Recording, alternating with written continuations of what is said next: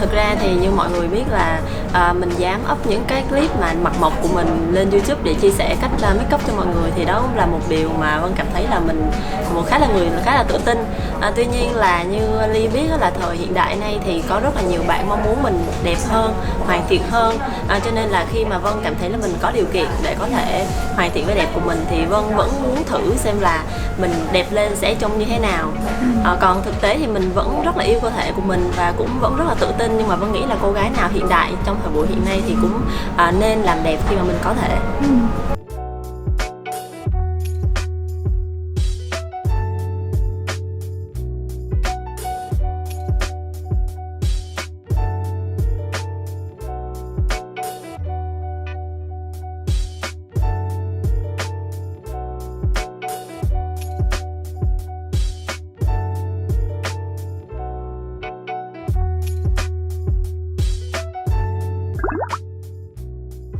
Hiện tại thì Vân thấy là cái phần hàm với phần cằm là Vân thấy khuyết điểm lớn nhất, vì nó bị hơi thô, với cả là hàm của Vân nó không được chuẩn lắm, hơi thô một tí, cho nên là đôi khi Vân cảm thấy chụp hình rất là khó.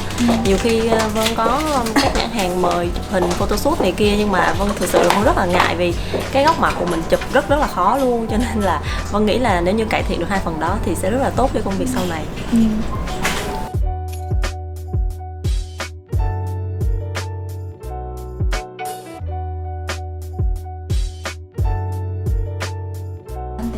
이쪽 부위요? 이쪽 부위 살리고요. 얼굴이 좀 좁고 긴 편이죠.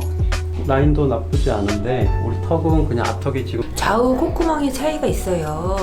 hai lỗ mũi bên trái bên phải đang hơi. 그리고 여기 매부리는 깎아내고요. 그래서 코끝 단단하게 세우고요.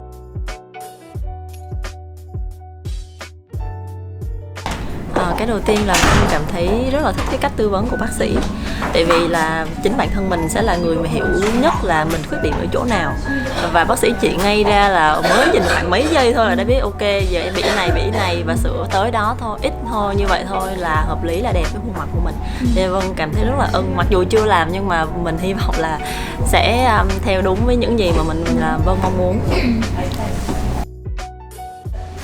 Thực sự bây giờ thì Vân đang rất là hồi hộp và mong chờ tới thứ 6 để hy vọng là mình sẽ được xinh đẹp hơn một cách tự nhiên nhất. Vân cũng cảm ơn Bệnh viện Thẩm mỹ Nana rất là nhiều vì đã cố gắng hết sức làm cho Vân đẹp lên. Và Vân cũng hy vọng là mình sẽ tiếp tục tạo động lực cho nhiều cô gái khác mạnh dạn trong việc làm đẹp thẩm mỹ này hơn. Cảm ơn bạn. Cảm ơn Ly.